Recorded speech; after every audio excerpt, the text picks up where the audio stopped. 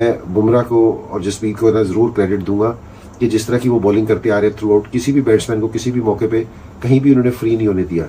अगर बात की जाए डिफरेंस की बॉलिंग में, तो वो जो डेथ में हमने बुमराह एंड पांड्या की तरफ से परफॉर्मेंस दी है, एंड बुमराह जब भी उनके पास उनको बॉल दी जाती है ऐसे क्रंच मोमेंट्स में, this is not the first time that we have seen him do something like this, जब भी उनको बॉल दी जाती है वो हमेशा डिलीवर करते हैं। एग्जैक्टली और आप देखिए कि मैं यही समझती हूँ कि जसप्रीत बुमराह इंडिया के पास एक ऐसा बॉलर है जो कि डेकेड्स के बाद आपको कभी मिलेगा ही नहीं है, और ऐसा बॉलर कह लें कि आप जो मर्जी छानबीन कर लें बहुत कम मिलेगा आपको, और पैदा भी बहुत कम होते हैं। जसप्रीत बुमराह को मैं बॉलर ही नहीं मानता हूँ। जसप्रीत बुमराह एक वटा बॉलर है, ये कहना है भाई साहब तनवीर अहमद का। तनवीर अहमद ने कहा है कि भाई जसप्रीत बुमराह को बैन कर देना चाहिए इंटरनेशनल क्रिकेट से, क्योंकि भाई इसका एक्शन जो है ना वो लीगल नहीं है। संजू सैमसन को क्रेडिट जाता है, वही दूसरी तरफ जसप्रीत बुमराह का किरदार भी जो है और नाकाबिले फरामोश है। बुमराह को किस तरह रेट करते हैं कि लोग उनको वसीम अकरम के साथ मिलाते हैं, क्योंकि परफॉर्मेंस जो है बुमराह की वो बता रही है कि वो मुश्किल वक्त पे बड़ा अच्छा परफॉर्म करते हैं। देखिए बुमराह आज के दौर में तो नो डाउट बेस्ट बॉलर हैं। जो उनसे बॉलर्स है ना, और जो इनमें एग्रेशन है, ये जेन्युइन फास्ट बॉलर्स वाली एग्रेशन देखने में नजर आती है। और बुमराह जिस तरह की बॉलिंग कर रहा है, जिस स्पीड से बॉलिंग कर रहा है, जिस लाइन से बॉलिंग कर रहा है, मेरे ख्याल में उसकी जितनी भी तारीफ की जाए वो कम है। 19 छक्के इंडिया ने लगाए इनिंग में और 15 इंग्लैंड ने लगाए हैं। सो आई थिंक कि फर्क दोनों टीमों में इतना जो था ना, सिर्फ और सिर्फ बुमराह का फर्क था। Bumrah he was the only man standing between England and victory, because वो वाले जो ओवर्स थे वहां पर उन्हें वो चीजें नहीं मिली। हर बॉलर को उन्होंने मैनेज किया, but he was the exceptional case against New Zealand भी, जो उनका अगेंस्ट वेस्ट इंडीज भी। ही टर्न द मैच, वो 2 विकेटें एक ओवर में, फिर आखिर वाला ओवर, और यहाँ पर भी। और जो वर्ल्ड कप भी है फाइनल जीते थे उसमें भी ही वाज द मैन के बॉल टू बॉल। पाकिस्तान से जो मैच जीते तब भी रन बॉल चाहिए था, वहां पे आकर उन्होंने रिजवान की विकेट ली थी उस मोमेंट पे जब रिजवान वाज वेल सेट और पाकिस्तान को कोई 30 रन 30 बॉलों में चाहिए थे, अराउंड दैट टारगेट। बुमराह की बात की तो आई थिंक बुमराह इसलिए तो वर्ल्ड का बेस्ट बॉलर है।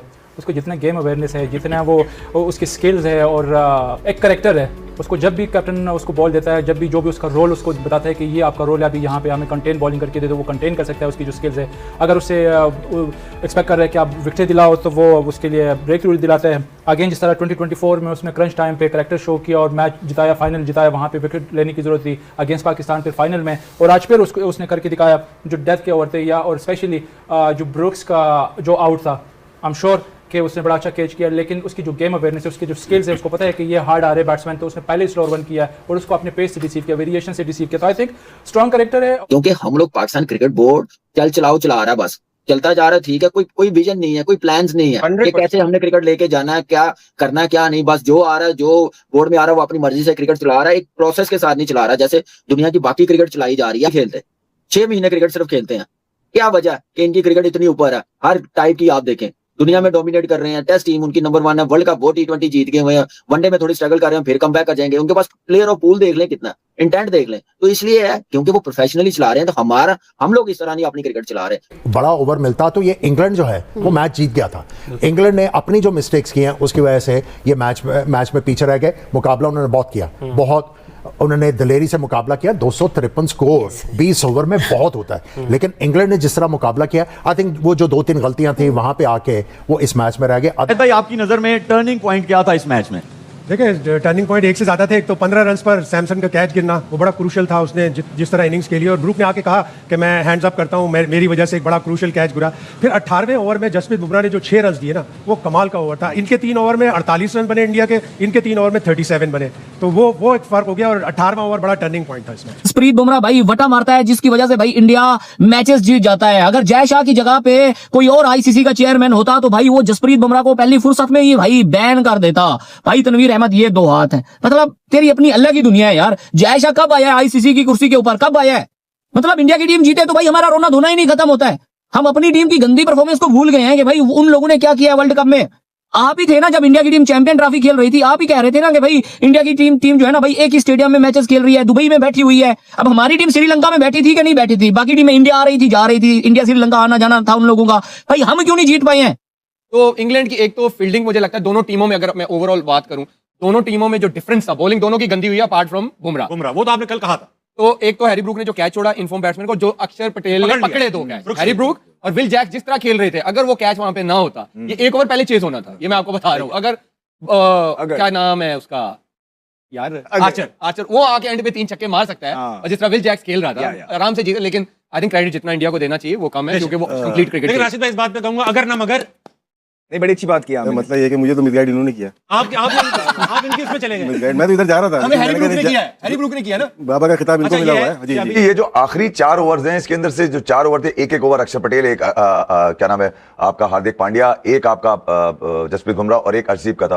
मेरे ख्याल में अर्शदीप ने अपने ओवर में जो कुछ वो बेस्ट कर सकते थे वो किया, मगर बुमराह का जो ओवर था जहां पर इंग्लैंड को मेरे ख्याल में विकेट देने के कोशिश उनकी थी कि विकेट ना दी जाए। 4 ओवर में 70 रन से, जो कि बुमराह के एक ओवर था, उसके बाद आपको पता था कि यार अगर यहां पर विकेट ना मिलती सूर्य कुमार यादव को, जो कि नहीं मिली विकेट, मगर ये कि उसके बाद जो 2 ओवर थे बुमराह ने, उस ओवर करने के बाद तो इस बात का यकीन दिला दिया था कि 2 ओवर में 39 रन बनाने अब मुश्किल हो जाएंगे। हालांकि एक अक्षर पटेल का ओवर बार बार मुझे घबराहट हो रही थी ये सोच करके कहीं अक्षर पटेल को, क्योंकि अक्षर पटेल आज रन तो उन्होंने दिए जरूर है, मगर अक्षर पटेल ने आज 2 अहम कैचेस ऐसे हैं जिसमें एक फील्ड शॉट का है जो रॉन्ग साइड पे भाग के उन्होंने पकड़ा, आपने देखा होगा। एक बाउंड्री के ऊपर उन्होंने जो साथ में मिलकर शिवम दुबे के साथ मिलकर कॉरेस्पॉन्ड किया और वो बाउंड्री के बाद और तिलक वर्मा का जो कैच जो सैम करन का उन्होंने लिया बाउंड्री के ऊपर, जो बुमराह के ओवर सॉरी हार्दिक पांड्या के ऊपर ओवर आया।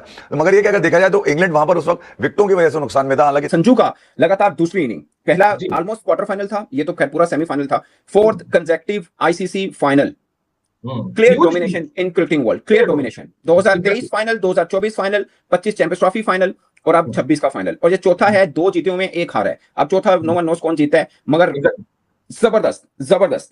बस भाई संजू सैमसन अगर जो नॉकआउट स्टेज वाला मैच था अगेंस्ट वेस्ट इंडीज, वो इनिंग्स और आज की इनिंग्स अगर आप ये देखें, अगर कोई इन फॉर्म हो तो फिर उसको अपनी फॉर्म का पूरा फायदा उठाना चाहिए, और वो आज दिखा। आप बात करें जो इंग्लैंड रिलाई कर रहा था वो था जोफ्रा आर्चर पे और अदील रशीद पे, ये उनके मेन बॉलर्स थे। फिर जिमी ओवर्टन था, फिर उसके बाद आप विल जैक की बात करें या सैम करन की आप बात करें, तो ये वो हैं कि इनसे इतनी ज्यादा एक्सपेक्टेशंस नहीं है। बट जिस तरह जोफ्रा आर्चर के अगेंस्ट खेला और अदील रशीद के अगेंस्ट खेला, क्या कहेंगे? टॉप क्लास बैटिंग शोएब भाई। एक 40 ओवर में 499 रन बन रहे हैं, तो इसका मतलब है ना कि कितनी ही जबरदस्त पाठा पिच था। और बॉलर की पिटाई हुई है, जोफ्रा की भी पिटाई हुई है, वहाँ से वरुण चक्रवर्ती की भी पिटाई हुई है। बैट्समैनशिप डोमिनेशन वाला मैच था आज, लेकिन इंडिया को क्रेडिट जाता है कैप्टनसी और उनकी फील्डिंग। जो कैप्टनसी में उसने 16वां ओवर बुमराह से करवाया, 18वां ओवर कराया, उसने मैच को बिल्कुल ही वन साइड कर दिया। मैं लास्ट ओवर पे तो आना ही नहीं चाह रहा कि 22 रन बने डूबे के, लेकिन जो 16वां ओवर और 18वां ओवर करा वो ब्रिलियंट कैप्टनसी। और मेरे ख्याल है मेरा man of the match Bumrah है, दिया गया उसको संजू सैमसन को। वो संजू सैमसन ने भी कहा जब उनको मैन ऑफ द मैच मिला, तो उन्होंने भी ये बोला कि एक्चुअल में मैन ऑफ द मैच आज के मैच में वो बुमराह को होना चाहिए, जो क्रूशियल ओवर्स उन्होंने आके कराए। नमस्कार दोस्तों, जय हिंद दोस्तों। आपने वीडियो देखा होगा, वीडियो में किस प्रकार से पाकिस्तान मीडिया काफ़ी हैरान नजर आ रहे हैं जसप्रीत बुमराह की खतरनाक गेंदबाजी को देख करके। दोस्तों आपको बता दें कि भारत के स्टार पेसर और मौजूदा दौर के दुनिया के सर्वश्रेष्ठ गेंदबाजों में शुमार जसप्रीत बुमराह ने T20 विश्व कप में इंग्लैंड के खिलाफ सेमीफाइनल के दौरान एक अहम उपलब्धि हासिल कर ली। ऐसी उपलब्धि जो उनसे पहले भारत के सिर्फ 7 गेंदबाजों ने ही हासिल की थी। इंग्लैंड के खिलाफ मुंबई के वानखेड़े स्टेडियम में खेले गए सेमीफाइनल मुकाबले में भारत ने इंग्लैंड को बुरी तरीके से हराया और शानदार जीत हासिल करी। सेमीफाइनल में भारत की जीत के इस हीरो ने मैच की अपनी पहली गेंद में इंग्लैंड के कप्तान हैरी ब्रूक का विकेट चटकाया। अंतर्राष्ट्रीय क्रिकेट में अपना 500वां विकेट भी पूरा कर लिया। जसप्रीत बुमराह को हालांकि उनके बाद ऐसा करने वाले और भी खिलाड़ी रहे, लेकिन जसप्रीत बुमराह ने यह कारनामा कर भारतीयों को गौरव हासिल कराया। लेकिन उनकी गेंदबाजी ने भारत के लिए फाइनल का टिकट कटवाने में अहम योगदान निभाया। इसी को देखकर दोस्तों पूरा वीडियो है। अगर दोस्तों वीडियो अच्छा लगा हो तो हमारे चैनल जरूर सब्सक्राइब कीजिएगा, लाइक कीजिए दोस्तों। मिलते हैं नेक्स्ट वीडियो में। धन्यवाद दोस्तों, जय हिंद।